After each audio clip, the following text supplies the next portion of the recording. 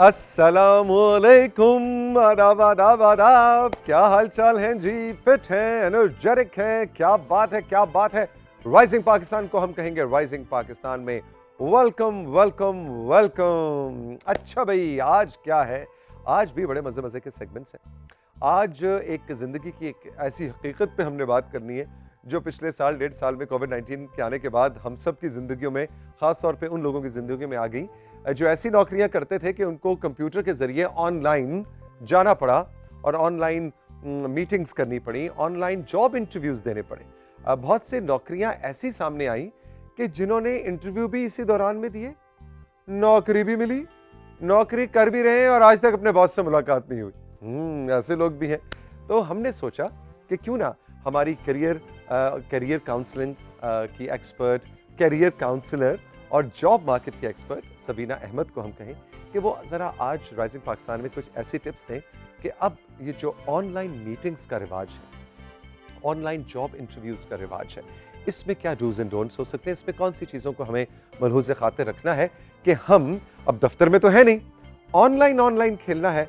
तो online meeting के laptop की स्क्रीन खोलने के बाद या स्मार्टफोन पे आपको ऐप का बटन ऑन करने के बाद क्या क्या चीज़ें हैं जो नहीं करनी चाहिए और क्या क्या चीज़ें हैं जिनको ज़रूर करना चाहिए। तो वो हमारे ख़ास तौर पे यंगस्टर्स जो ऑनलाइन मीटिंग्स करते हैं, किसी नई नौकरी के लिए, जॉब के लिए इंटरव्यू देने की तैयारी कर रहे हैं और आपका इंटरव्यू ऑनलाइन होना है, आज सबीना की बातें आपने नोट करनी है और उनको भूलना नहीं है। इसके अलावा मेरे क्लास फेलो अरजान हमारे साथ आ रहे हैं और अरजान कह रहे हैं, तो आसिक अंकल आपको पता है आर्टिफिशियल इंटेलिजेंस क्या होती है?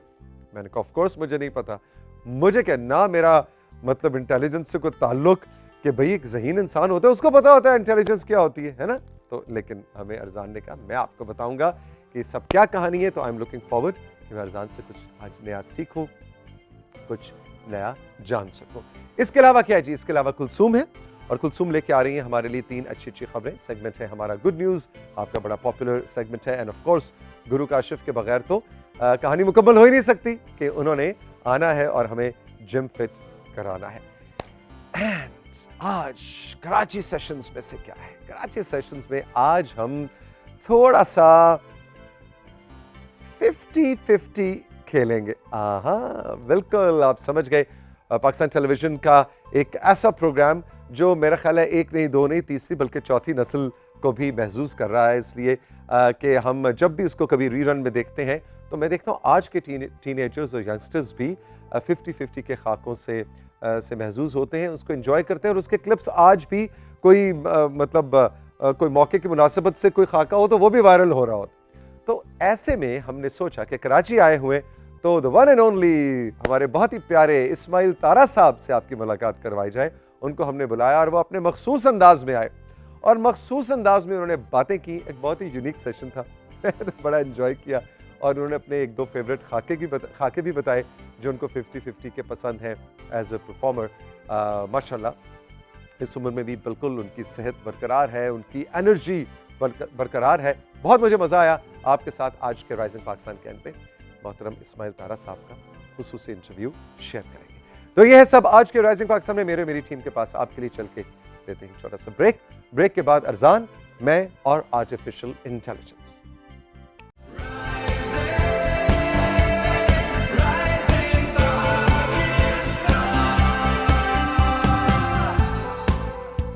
Welcome back to rising Pakistan. मेरे साथ मौजूद हैं अरजान और लेकर आए हैं आपके लिए कुछ खास information regarding artificial intelligence. Good morning, अस्सलाम वालेकुम। गुड मॉर्निंग, वालेकुम अस्सलाम। कैसे हैं आप? बिल्कुल ठीक, बिल्कुल ठीक। आज तो हमने कुर्ता डे है जी, है ना? हमारा नेशनल ड्रेस। हमारा एब्सोल्युटली। अच्छा जी, बताइए क्या सीन है? तो आज मैं आपको आर्टिफिशियल इंटेलिजेंस के बारे में बताने वाला हूँ। उसकी जो आपको ये तो पता होगा कि आपने सुना होगा कि जो रोबोट्स होते हैं वो खुद से काम कर रहे हैं, अब उनको इंसानों की मॉनिटर करने की ज़रूरत नहीं है। तो इसके बारे में मैं आपको कुछ बताऊँगा। बिल्कुल ठीक है, आपके पास कुछ स्लाइड्स भी हैं जी। तो पहली स्लाइड पे चलते हैं और देखते हैं कि क्या इंफॉर्मेशन है आर्टिफिशियल इंटेलिजेंस।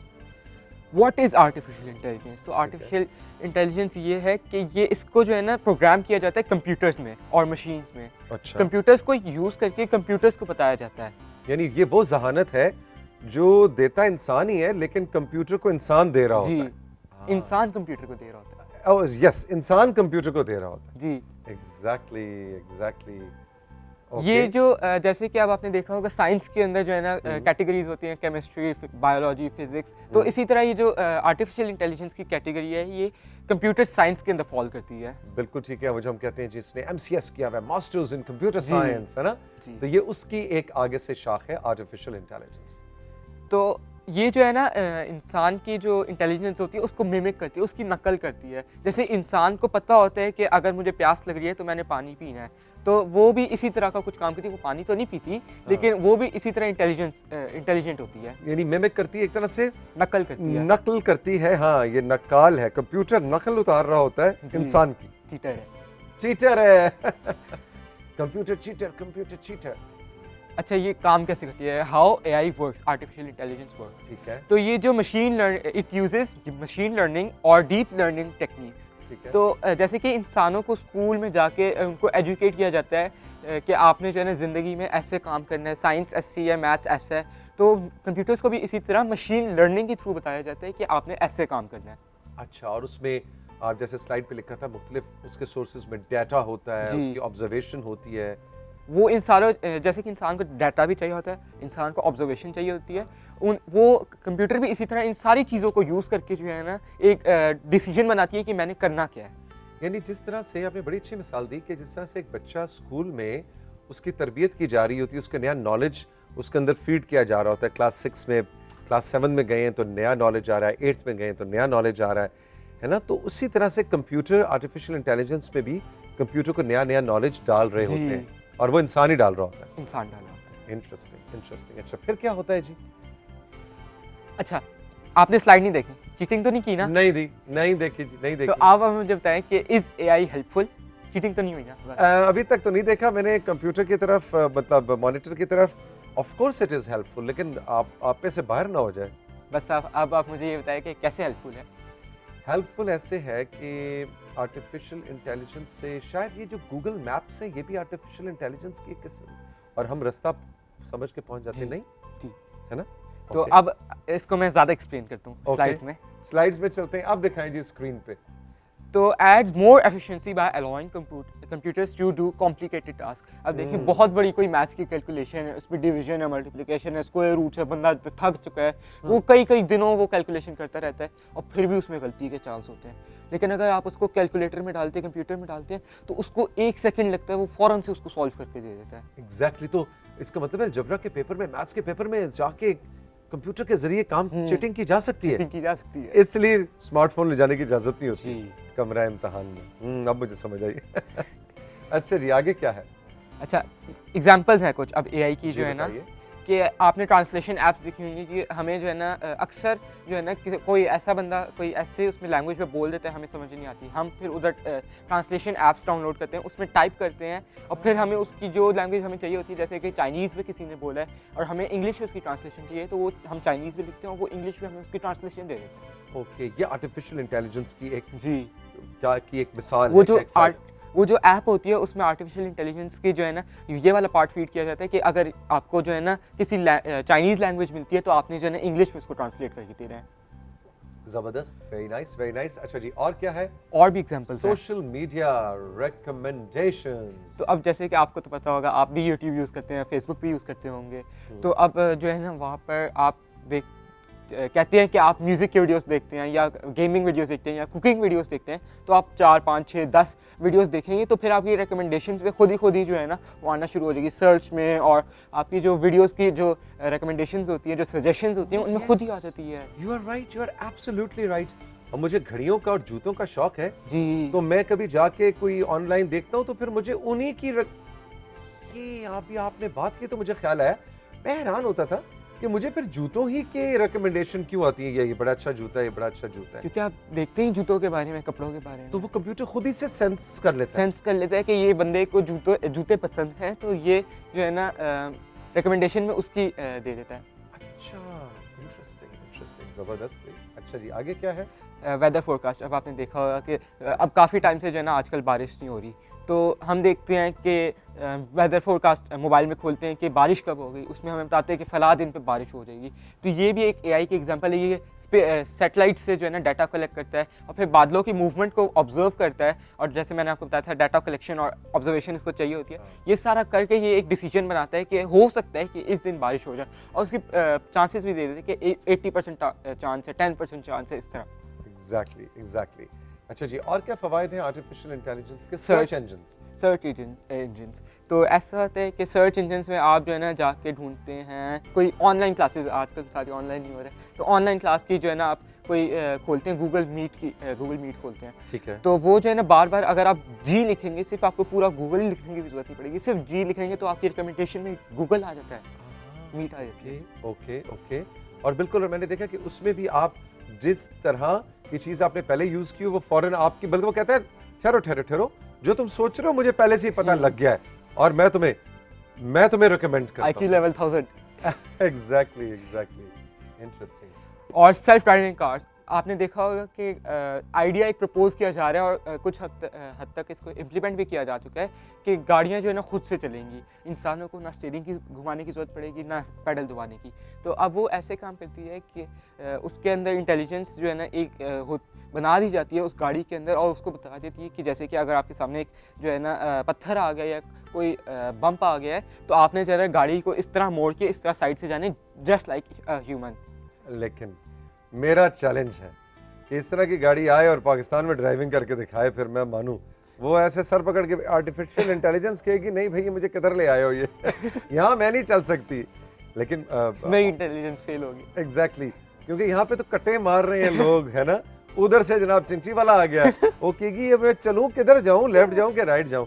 तो सबसे बड़ा इम्तहान सेल्फ ड्रिवन कार्स का पाकिस्तान जैसे और बहुत से ममालिक की सड़कें होंगी।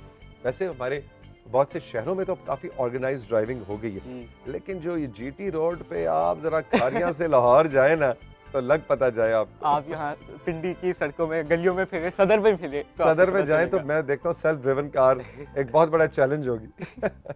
अच्छा जी, आगे क्या है? Health care. आप ये ऐसे काम करती है कि आपने जो है ना एक कोई घड़ी पहनी हुई है और उसमें जो है ना आपकी हार्ट बीट ड्रॉप हो रही है, या आपकी जो है ना जो है जैसे कि बेहोश हो रहे हैं, तो वो आपको कुछ दिन पहले आपकी हार्ट बीट जो है ना अगर ड्रॉप हो रही है और तो वो आपको कुछ दिन पहले या कुछ घंटे पहले आपको बता देती है कि आपको प्रॉब्लम हो सकता है, तो वो इंसान प्रिकॉशन ले सकता है। एग्जैक्टली। यानी अगर हार्ट अटैक का सिम्टम बॉडी के अंदर आया है जी। और हो सकता है मेरा हार्ट अटैक शुरू हो गया है और अभी पौने घंटे के बाद मुझे दिल का दौरा पड़ना है, लेकिन वो उसकी आर्टिफिशियल इंटेलिजेंस ने उसको पिक कर लिया, तो आप उसकी पहले से प्रिकॉशन ले सकते हैं। ब्लड में क्लॉटिंग हो रही है तो वो भी आपको बता देती है। Interesting interesting. Wow wow. अच्छा जी, अच्छा, चैटबॉट्स। ये क्या होता है? चैटबॉट्स तो बहुत बेसिक सी चीज़ है। आपने देखा होगा कि कुछ ऐप्स जो है ना कभी कभी माल फंक्शन करती है, आपकी जो है ना चलती नहीं है, कोई प्रॉब्लम आ जाता है, तो आप उसकी जो है ना सर्विस, जो वेबसाइट या कोई भी सर्विस होती है उसकी, उसको खोलते हैं, उसमें मैसेज कहते हैं कि मेरे साथ फलां मसला है। हाँ। तो वो आपको बता देती है, जस्ट लाइक अ ह्यूमन, वो बता देती है आपको कि आप जो है ना ये कर लो, लेकिन वो ह्यूमन नहीं होता, वो पीछे से एक कंप्यूटर टाइप कर रहा होता है। सीरियसली? हमें लगता है कि वो ह्यूमन है, लेकिन वो ह्यूमन नहीं होता। अच्छा, हम अपना मसला बताते हैं और हमें उसका जवाब आता है और मसला हल हो जाता है, और वो आर्टिफिशियल इंटेलिजेंस ने कंप्यूटर की सवाल सुना और जवाब बता दिया। जी, और वो ह्यूमन नहीं कर रहा होता, वो सिर्फ एक कंप्यूटर कर रहा होता है, और ये जो है ना एक आर्टिफिशियल इंटेलिजेंस का करिश्मा है। Interesting interesting. और इसी तरह हम कई दफा स्पेलिंग्स भी ढूंढते हैं तो स्पेलिंग्स भी हमें आ जाते हैं। Image facial recognition. अच्छा, आपने देखा होगा फ़ोन में जो है ना आजकल आपके फिंगरप्रिंट्स और जो है ना फेशियल, जो आप अपना फेस रिकग्निशन उसमें लगा देते हैं, और वो फिर जब आप अपना फेस उसकी तरफ करते हैं तो वो रिकग्नाइज कर लेता है। तो वो ऐसा होता है कि एक बार जब आप उसमें नया लगा रहे होते हैं ना अपना फेस स्कैन, तो वो अच्छे से आपके फेस को स्कैन कर लेता है। वो आपकी जो है ना आइज़ के साइज़, नोज़ का साइज़ और ईयर्स वगैरह सब जो है ना स्कैन कर लेता है, और फिर जब भी आप अपना फेस उसके सामने लाते हैं तो वो उसको जो है ना उसको क्योंकि याद होता है तो वो इस तरह मोबाइल अनलॉक हो जाता है। और फिंगरप्रिंट का भी ऐसा ही है। तो उसको आप ब्लफ नहीं कर सकते, धोखा नहीं दे सकते। जी। तो अगर मसलन आप मूछें लगाएं आर्टिफिशियल और मेरे फोन तो पे आपका जाएं, फ़ोन नहीं खुलेगा। मूछें लगाने से भी नहीं खुलेगा? आप अगर आर्टिफिशियल मूछें लगाते हैं ना, और आपने जब स्कैन किया था अपना फेस तब नहीं थी, तो तब आपका फ़ोन नहीं खुलेगा। नहीं, मैं ये कह रहा हूँ कि अरजान अगर आर्टिफिशियल मूछें लगाए जी। और तौसीक अंकल का फोन खोलने की कोशिश करे तो खुल नहीं सकता? खुलेगा। नहीं खुलेगा। ओके। और आप भी अगर आपकी मूछें नहीं है और आप आर्टिफिशियल मूछें लगा के ट्राई करते हैं तो फ़ोन नहीं खुलेगा। अच्छा, इंटरेस्टिंग। अच्छा जी, आखिरी स्लाइड है हमारे पास और ये कहती है स्पैम फिल्टर्स। अब आपको तो पता होगा कि इतनी सारी फजूल मेल्स आती हैं और उसमें से कोई भी काम की नहीं होती, सिर्फ 2-3 होती हैं जो काम की होती हैं। तो वो स्पैम फिल्टर्स क्या आते हैं, वो स्पैम फिल्टर भी जो है ना एक आर्टिफिशियल इंटेलिजेंस की बनाई हुई चीज़ है। तो उसमें ऐसा होता है कि जो फजूल की मेल्स होती हैं ना, तो वो उसको साइड पे कर देता है, स्पैम में भेज देता है आपको। जैसे कि आपको जो है ना कपड़ों की मेल्स बहुत ज़्यादा आती है, ठीक है। तो वो कपड़ों की मेल्स अगर आप उनको खोल के देखते हैं तो वो आपकी सजेशन उसको जो है ना सेव कर लेता है कि ये बंदा जो है ना इसमें इस चीज़ में ज़्यादा इंटरेस्टेड है, ठीक तो है। वो उसको ओपन करके जो है ना सेव कर लेती है कि ये चीज़ दिखानी है। और जैसे कि अगर आपको जो है ना क्रॉकरी कह लेते हैं, क्रॉकरी नहीं पसंद उसकी मेल्स आई तो वो उसको स्पैम में भेज देता है। अच्छा, यानी उसको पता लग जाएगा कि इसका क्रॉकरी में कोई इंटरेस्ट नहीं है, जी तो वो फिर आपको नजर ही नहीं आएगी, वो स्पैम में चली जी जाएगी। यानी कि फालतू डब्बा जी, है ना, फजूल चीज़ें। फजूल कूड़े का डब्बा, जी। उसमें फेंक देगा। अजी वाह, ये तो मैं तो बड़ा डर भी गया हूँ यार। ये तो आर्टिफिशियल इंटेलिजेंस जो है ये आज से 100-200 साल बाद अरजान इंसानों के साथ क्या कर रही होगी, है ना। तो इंसान ने तो इसको बनाया, वो कंट्रोल भी कर सकते हैं। ये अब इस पे किसी दिन बहस करेंगे कि कई दफ़ा ऐसा भी होता है कि इंसान की अपनी बनाई हुई चीज़ उसके खुद ही आउट ऑफ कंट्रोल हो जाती है ना। ऐसी साइंस फिक्शन की मूवीज में होता है, Exactly. लेकिन इंसान नहीं बनाए तो वो कंट्रोल भी कर सकता है। कंट्रोल भी कर सकता है, होपफुली कंट्रोल में रहेगा। Arjan, thank you very much, thank you, wonderful session, हमेशा की तरह बहुत कुछ मुझे आपसे सीखने को मिला, बहुत बहुत थैंक शुक्रिया। यू। हम चल के लेंगे राइजिंग पाकिस्तान में एक छोटा सा ब्रेक से जब वापस आएंगे तो कुलसूम मेरे साथ होंगी और होंगी 3 अच्छी खबरें।